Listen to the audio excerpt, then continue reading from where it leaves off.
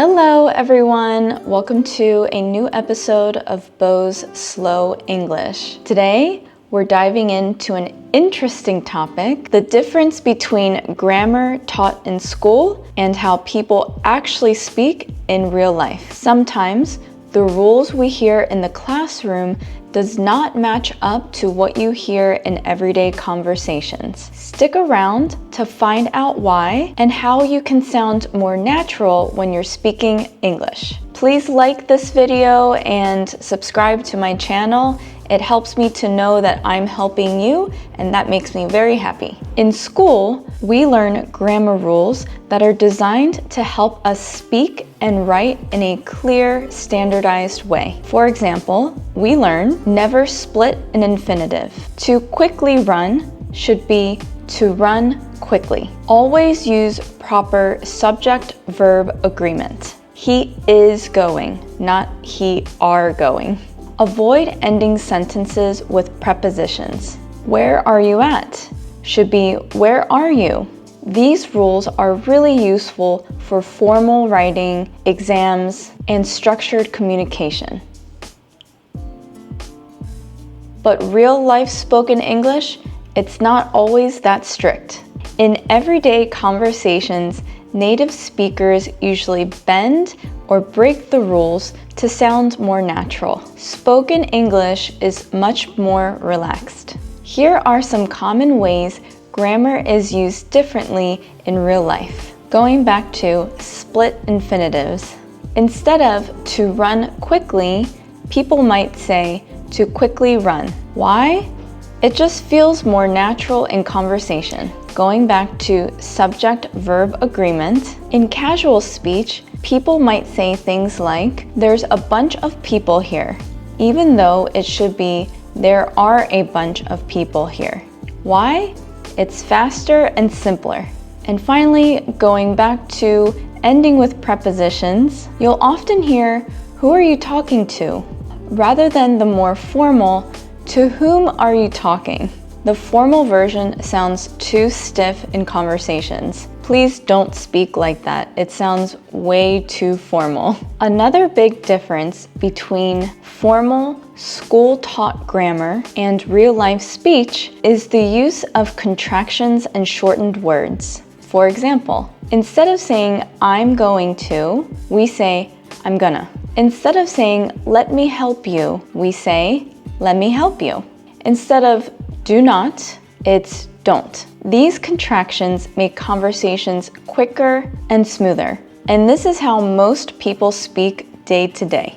Spoken English is all about efficiency. We often drop unnecessary words, especially in informal settings.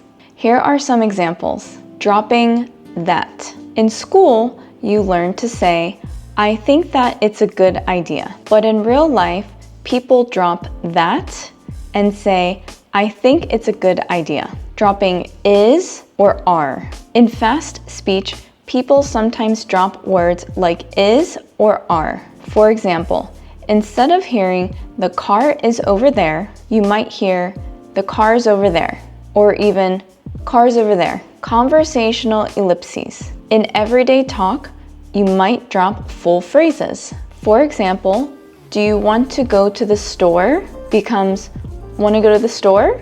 Do you want to go for a run becomes want to go run?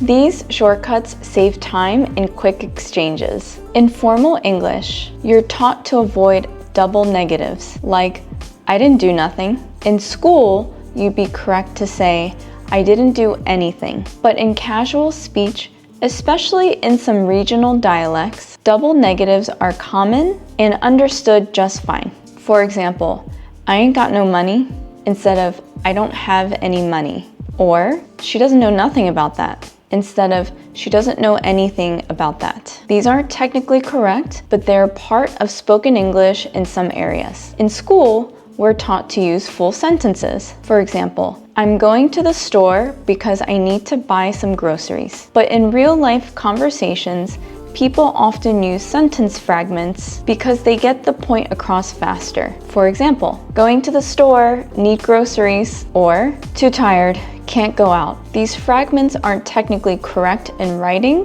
but in conversation, everyone knows exactly what you mean. Even native speakers make common grammar mistakes, especially in informal settings. Some of these include saying, "Me and him went to the store." Why is it important to know both school-taught grammar and real-life spoken grammar? Well, formal grammar is essential for writing essays, professional emails, and giving presentations. It helps you communicate clearly and accurately in formal settings. But spoken grammar is equally as important because it helps you to sound more natural in everyday conversation. If you're too formal in casual settings, it can come off as awkward. And if you're too casual in formal settings, it can make you seem unprofessional. Knowing when to use each style is key. If you want to improve your real-life spoken English, here are some tips. 1.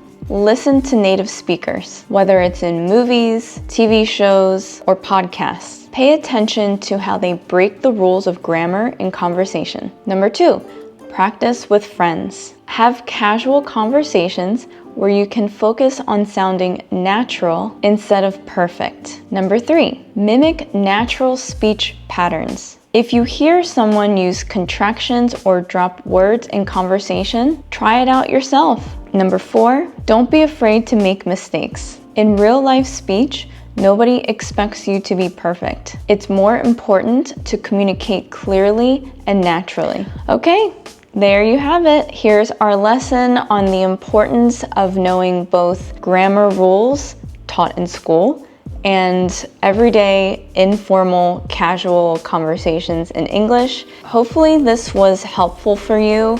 I know that this topic can be pretty tricky for people who are learning new languages. Personally, I'm trying to learn French, and I know there's a lot of things that I say that are a little too formal, but I'm not quite at the level yet where I feel comfortable to sound like a native speaker. So I hope you can apply these rules that I discussed today and bend the rules, and good luck. Thank you for watching. Bye.